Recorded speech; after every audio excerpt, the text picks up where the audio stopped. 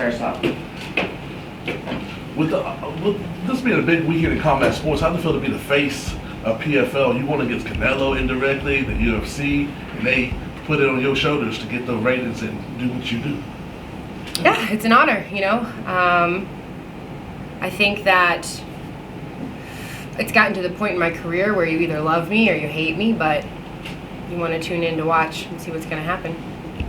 Oh, so you cut a promo at the end of the fight like you did last time? Is that why you all are going to tune in, just for the promo? You already know what's going to happen, but you want to see what I'm going to say? We'll see. We'll see what happens. I only do it if the mood strikes me.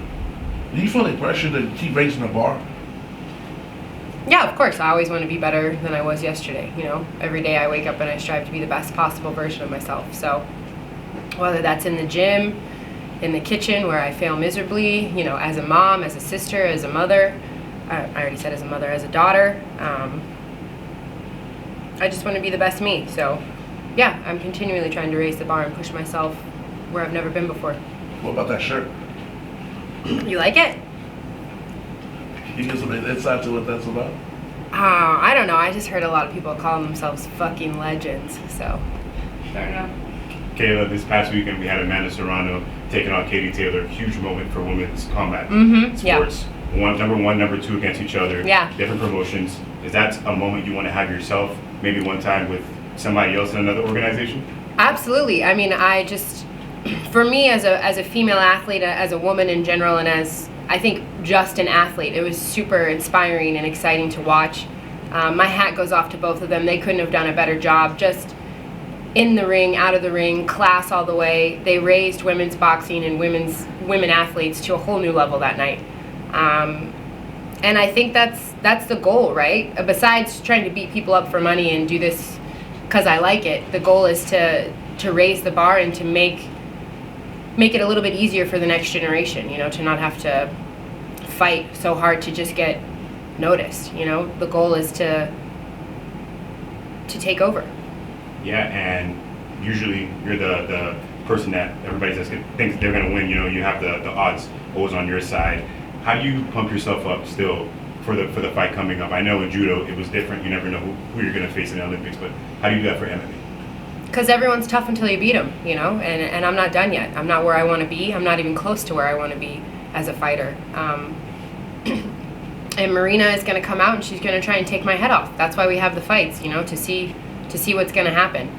If it was just based on odds, I mean, we'd all be really rich and it'd be super easy, but it's a fight. Anything can happen. A split second can change everything. So I have to go in there. I have to be my absolute best. I have to make less mistakes than her, and I have to go out and dominate and instill my will. So that keeps me pretty humble, you know. And last one for me, you look around, you don't see any more poster Clarissa Shields anymore around. How does that feel not seeing it? I mean, I hadn't noticed. I'm not like, I'm one of those queens who fix another girl's crown. I'm not trying to take away anything from anybody else. I hope everyone finds their own success in their own way. Joe. Welcome back to Fight with Kayla. How does it feel to be back? And so good. Sorry. And did you expect to be back here at home? Yeah, I mean, obviously, free agency was a little bit chaotic and up and down and highs and lows, and I will tell you that I never want to be a free agent again, ever.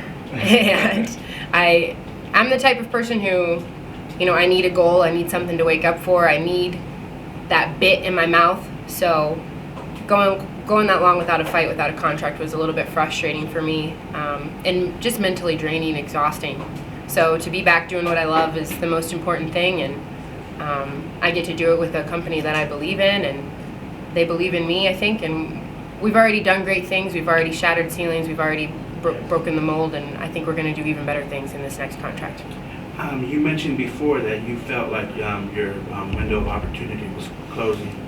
Now that we're set here and this is going to be your home, do you feel like you'll be able to use this platform to achieve the goals and get the opportunities you feel you want to get and deserve? Yeah, I think really at this point, I've come to terms, and I'm at peace with the fact that I can only do my part. You know, I've made it very open, very obvious. I'm very willing to fight anyone. There's always an A side and a B side, as someone likes to say, And this side, whatever side I am, C, D, E, F, I'm willing to fight anyone. I think it's the promotion's job, it's the other fighter's job, but I'm ready. And how do you balance being a motherhood, you know, to your nephew and niece, and being an A-side fighter? Because you're not going to be B-side. You're Well, also I will correct you. I adopted them, so they're my son and my daughter. You know, honestly, it's kind of happened. I won't say seamlessly because there's been a lot of. It's been really hard, but it was the best thing I didn't know I was missing. You know, it was something that changed my life for the better and gave me whole new meaning and whole new purpose. And I'm exhausted. I'm not going to lie to you. Being a single mom is the hardest job I've ever done in my life. You know, I'm to the point of tears a lot. I'm not going to lie. But it's also the most rewarding thing I've ever done, and I can't imagine my life without them. They make me better. And last one, what's your favorite meal to cook for them? Oh, me? Cook for them? Well, they don't like to eat, so I like to order pizza on Friday. No, we eat really healthy during the week, and then on the weekends we eat a little bit less healthy, but they don't really like my cooking, so that's one of the reasons I cry. Papa, go ahead. Right, so we are a show from Brazil. Hi. So I see your shirt, Legend Killers. We're happy to have a couple of girls that call themselves legends over there. Really? Cool. What is going on with the cyborg talks again? She just went on a podcast saying she knew you were going to sign back, that fight's never going to happen. I mean, I think it's funny that she knew because I accepted a contract with Bellator to fight her on April 22nd in Hawaii. And PFL matched the offer. So, and it wasn't about there was no negative things towards the PFL or anything like that. I just, you know, I've made it very clear that I want to test myself against the best while they're the best. PFL had the right to match. They did. I'm super happy with the contract. I'm super happy being back home. I'm excited for this season. I think that next year we're going to do really big things, but my focus for now is Marina Mokhnatkina and one fight at a time, one round at a time, 1 minute at a time, one exchange at a time. I'm going to go out there and instill my will. That's it. Can't wait to see that. Dave. Hey, Kayla. Hey. How are you? Good, how are you? Doing good. Any little bonus pressure for you fighting Friday? Sunday is Mother's Day. One bonus pressure? Well- Two plans for Mother's Day? My mom actually got Mother's Day wrong, so they gave me my present before I got here, which actually was, it was like some slippers that said best mom and then a shirt that said legend, and I was like, oh, Mom, thank you so much, but I'm trying to kill the legends. No pressure. I'm just super excited to fight and then get home back to my babies and, you know, wake up, go to church, get back into the routine of things. Soccer season good for the kids? Good for the kids, not good for the mom. Or Coach Kayla. I'll tell you that. Appreciate you. Kayla, so you're up for the Olympic Hall of Fame. What would that mean to you on top of all the success that you're having in MMA now? Yeah, I was super surprised by it. I'm really backlogged on my emails. There's like 500 unread emails in my inbox. And I just happened to be trying to, on the flight here actually, I was trying to like get rid of some. And I saw like, oh, congratulations from the US Olympic Committee. And I was like, what? And it says you're a finalist to be inducted into the Hall of Fame. I was like, oh, that's pretty darn cool. Definitely an honor, you know, representing your country, representing, in my opinion, the greatest country in the world, on the highest stage in the world. You know, that's something that I can't put into words. Winning a gold medal, winning the country's first gold medal, you know, that's stuff that you dream about it. You dream about being an Olympic champion, but to go and to be the first, to watch the flag being raised, to feel the gold medal go around my neck, to see my family and friends in the stands, to hear the crowd chanting USA. Those are moments that I will cherish for the rest of my life. And sometimes I still can't believe it. You know, some days, it's been 10 years now since I won my first gold medal. And I remember being that girl and waking up the next day, August 3rd, and like looking at the gold medal thinking, is this really my life? Did this really happen? So I'm super honored just to be a finalist and, you know, obviously to be amongst the 0.001% of the population makes me feel pretty good. Absolutely. Now, during your free agency, one of the things I believe you talked about being like a a point of contention for you was the PFL schedule and the schedule of the fights. How did you kind of overcome that as a sort of like objection to returning to the PFL this year? What do you mean the schedule of fights? Like I believe you said something about the number of fights, like the hectic schedule within a single year, the number of fights within a year. Oh, I think the big thing for me was just one thing I made very clear was I'm not going to be able to make 145 pounds 4 times in 5.5 months. I think it's dangerous, and I'm not willing to put my body through that really for any amount of money. Health is, the most important thing in your life. But I will tell you, and if you talk to any of these other fighters, it's grueling. It's a grind. I'm fighting this week. I go home and then I'm right back in camp. It's not like most champions fight 1 or 2 times a year. I'm fighting 4 times in 5.5 months. So it's a grind. I'm lucky that I have the judo background that I have, where we spent, week after week, we would go from one tournament to the next tournament to the next tournament. I'd be gone for weeks and months, and I'm kind of used to that grind, but I will tell you, it's tough. It's mentally tough, but I'm prepared.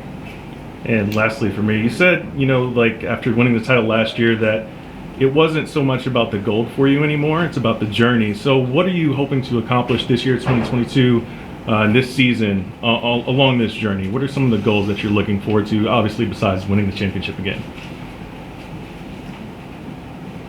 I think, again, it's sort of, I'm at this place where I'm really at peace with my life, I've done enough. I'm a 2-time Olympic champion, I'm a world champion, a junior world champion. I won every tournament there was to win in judo, some of them twice. I've won the PFL title twice. I'm undefeated. I'm a mother. I have millions of dollars in the bank. I've done enough. I do this now because I want to push the envelope. I want to see how high I can climb. I want to see how good I can be. And I don't know. Nobody knows, right? Like, we don't know what the answer is. We don't know if I'm going to ever get to fight Cyborg or Amanda or Pena or whatever. And we don't know, like, what's going to happen. But I do this because I have an internal drive to test myself. I enjoy that process. I enjoy waking up and going to practice, and I enjoy the grind, and I love the feeling of self-fulfillment, and I guess it's like my version of self-love, is to try and make myself better. That's like, I don't know how to explain it any better. I don't know. Curtis. Hi, Kayla. Hi. Question for you is just kind of how much of a relief it is to talk about fighting now and not having to answer business questions and free agency and all that. Just kind of talk about how much of a relief that is. Yeah, it's a relief. I mean, I'm not going to lie to you. This is the part of the game I don't really enjoy. The lights are bright. I'm not really good at doing makeup or hair. It's, it is what it is. But I'm just excited that I'm talking to you guys. That means that fight day is almost here, and I get to be the real me, get in the cage and do what I love. It's talk is one thing, but I'd rather just get in there and talk with my actions. Kayla, does this Hey. season feel a little bit more special for you because staying with the PFL, but this will be your last season, right? You're going to be in the pay-per-view series, the first official fighter. Yeah. Take that up next year. So does that add anything to this year? I hadn't really thought about it, to be honest, but that's true. I guess it is the final dance or whatever, the last dance. No, I'm just excited to fight. I'm excited to continue to build my legacy, and next year's a long way off. I think it's easy to get wrapped up in all of this, media bullshit where I talk about Cyborg and we go back and forth and we do this big drama show. But at the end of the day, like, none of that happens if I don't do my job on Friday, and then July. I don't know if I'm allowed to tell you when the fights are, but and then I have to do my job here first, one fight at a time. So I'm focused on that, and I am looking forward to it. I'm looking forward to just, I love this. This is my purpose. Besides, I think maybe being I don't know. I think being a mom is probably my purpose too. I think it happened for a reason, but I love what I do very much. I'm very grateful for the platform that all of you give me. I don't mean to sound bitter or anything. It's just sometimes you get sick of talking about yourself, you know. So you guys could ask me questions. You guys, I know. It was. But you guys could ask me other questions too, you know. You guys could like break the mold and be different. You guys could ask me about my foundation or. Yeah, tell us about your Practical Jokers experience, please. Oh, okay. Well, Impractical Jokers was fun. I got to beat Murr up, you know, and throw him through a table and into a pool. It was a good time. Last thing for me, just overall thoughts though on the lightweights this year, because got plenty of new faces, you know. So yeah, good for you. I'm very excited about it. You know, I think there's a lot of new up and coming talent. There's some veterans of the sport. I know Julia Budd's making an appearance and fighting in the tournament. I think Pacheco's back. She's always going to be a tough fight for anyone. I think she's a top dog. I expect to see her do well again this year. I'm excited for the PFL, you know. I think they're doing the right things. They're bringing in new talent. They've got the Challenger Series going. I got to attend the women's fight night for that and see a lot of young up-and-coming fighters. And, you know, this is how you build it. This is what you do. You slowly, over time, you build it and they come. And Rome wasn't built in a day. And we need to continue to push and try and grow women's MMA. It's the fastest growing sport in the world, and I think that they're doing all the right things. Yeah. Kayla, your opponent possesses a unique style, being a decorated champion in combat sambo. Yeah. Do you think that style is going to present any new challenges to you, and how are you preparing for it? Yeah, you know, we spent time studying the film, and we obviously we spent a lot of more time on leg locks, I think, than I've ever spent in a camp. I was going with Mateusz Gamrot, and if you've ever had that guy on your leg, you really don't want it. So I feel pretty confident about that.